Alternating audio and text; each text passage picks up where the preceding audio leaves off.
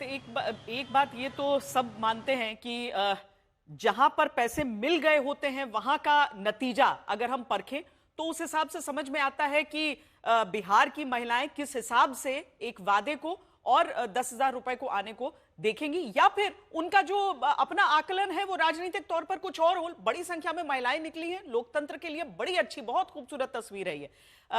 गिरिराज सिंह क्या आरोप लगा रहे हैं, क्या दावे कर रहे हैं यूं कहें, और किस तरीके से विपक्ष की तरफ से हो रहा है पलटवार, वो भी आपको सुनाते हैं। देखिए, अब तो पहले राउंड के बाद तस्वीर इतनी साफ हो गई है कि कुछ बताने की जरूरत नहीं। अगर रिजल्ट देखना है तो अमित शाह जी का और मोदी जी का चेहरा देख लीजिए, उस पर रिजल्ट लिख उठा है। वो जो चिंता की लकीरें साफ साफ बता रही हैं कि मोदी जी बिहार गया आपके हाथ से। इन लोगों का लुटिया डूब चुका है फर्स्ट पेज में, और औंधे मुंह गिरेंगे 14 तारीख को सारे, क्योंकि विश्वसनीयता का सवाल है। राहुल गांधी वर्चुअल टिकट बांट रहे थे, बिहार की पब्लिक ने एक्चुअल इनको भिजवा दिया। शशि भूषण भी जुड़ गए हैं हमारे साथ। शशि, एक तरफ होता है कि कैमरे के सामने जो दावा किया जाता है, अंदर खाने क्या चिंता है कि पता नहीं किसकी साइड गया हो, या कॉन्फिडेंट है सब बराबरी में?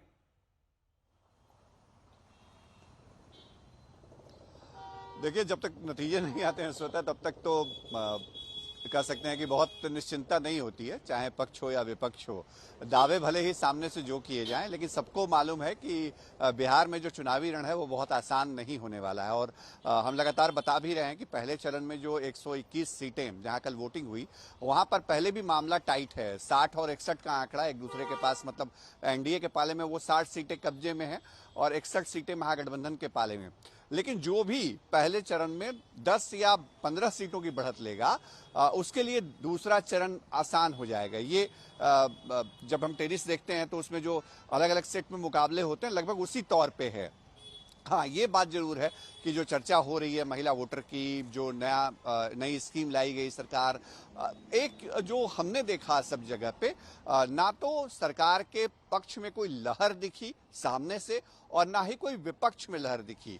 तो लहर वाली कोई बात नहीं है, लेकिन फिर भी हम ये कहना चाहेंगे कि अगर इसके बावजूद एनडीए के पक्ष में नतीजे जाते हैं तो उन परिस्थितियों में हम इसको अंडर करंट मान सकते हैं, और उसमें उस वक्त सबसे बड़ी ताकत या सबसे बड़ी भूमिका महिला वोटर्स की मानी जाएगी। लेकिन यही क्लेम है आरजेडी का कि महिला वोटर्स हमारे लिए काम कर रही हैं। तेजस्वी यादव ने जो कमिटमेंट किया है, और जो आप आंकड़े बता रही थी 60% से ऊपर की जब वोटिंग होती है तो लालू यादव बिहार में सत्ता में आते रहे हैं 90 से लेकर के 2000 तक के दौर में हमने देखा है।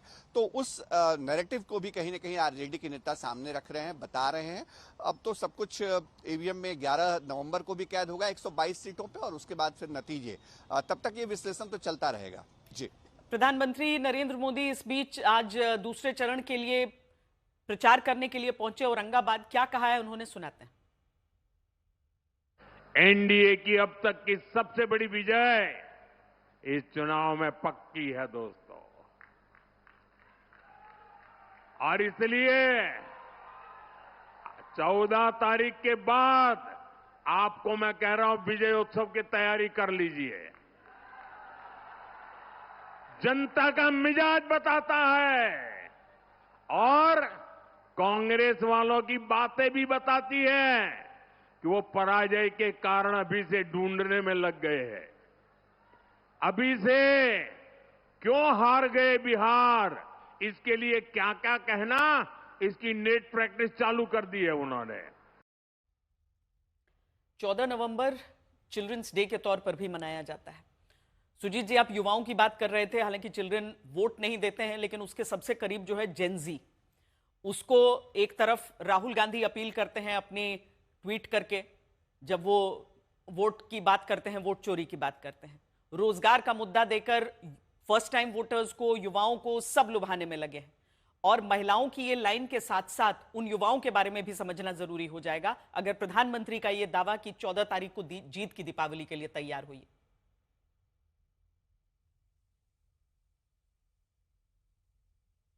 बिल्कुल, देखिए श्वेता, जैसा कि दावे किए जा रहे हैं उसके बारे में पहले बोल दें कि मनोवैज्ञानिक बढ़त हासिल करने के लिए दोनों जो गठबंधन है, जैसे क्रिकेट में पहली पारी में जिसने लीड ले लिया उसको फिर दूसरी पारी में आसानी हो जाती है। इस बार चूंकि 2 ही चरण में चुनाव है तो इसलिए काफ़ी सोच समझ के ये जो भी मतलब जो गठबंधन है वो अपने अपने दावे कर रहे हैं।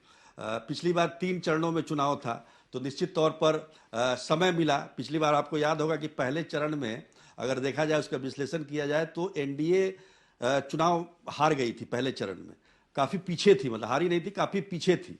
लेकिन इस चरण में आप देखिए एनडीए की तरफ से कहा जा रहा है कि 100 सीटों पर हम जीतने जा रहे हैं। सम्राट चौधरी ने दावा किया 121 में से। अभी 122 सीट और बची हुई है। वो सीट किसके उसमें किसकी बढ़त होती है, वो इसमें अगर बढ़त मिलती है तो फिर वो एक सब्सटेंशियल मार्जिन हो जाएगा। उसको देखते हुए ये दावे किए जा रहे हैं। जहां तक जेनजी की बात है, निश्चित तौर पर युवा जो हैं वो तेजस्वी को लेकर आकर्षित है। उनको लगता है कि युवा हैं तेजस्वी और बिहार के लिए कुछ और बेहतर कर सकते हैं। साथ में जो नौकरी देने की जो बात है, हालांकि किसी के मतलब कोई पच नहीं रहा है कि भाई 2,75,00,000 परिवार हैं और सब परिवार में से एक एक नौकरी देना। एक बड़ा अच्छा उदाहरण अगर आप चाहें तो मैं बताना चाहूंगा। एक व्यक्ति ने बताया कि अगर एक परिवार में 3 बेटे हैं और उसमें तीनों पढ़े लिखे हैं तो उसमें से किसी एक को नौकरी देंगे तेजस्वी यादव। दूसरे परिवार में कोई एक ही बेटा है, वो पढ़ा लिखा नहीं है, तो उसको भी नौकरी मिल जाएगी। तो ये जो मतलब कैसे करेंगे ये इसके बारे में कोई ब्लूप्रिंट अभी तक उन्होंने बताया नहीं। राजनीतिक सजगता बड़ी दिलचस्प होती है और किसी भी न केवल आय वर्ग बल्कि आयु वर्ग का भी व्यक्ति वहां पर होगा, उसकी अपनी एक राजनीतिक सोच पक्की होती है। बहरहाल इन सारी चीजों के बीच एक और नाम हो जाता है कि क्या प्रशांत किशोर, जिनको पॉलिटिकली राइट ऑफ भी कर रहे हैं उनके ओपोनेंट्स, क्या कुछ वोट उधर भी जा रहे हैं? ये जो बड़ी संख्या में अगर वोटर निकल रहे हैं तो क्या उधर भी हो सकता है कि जा रहे हो?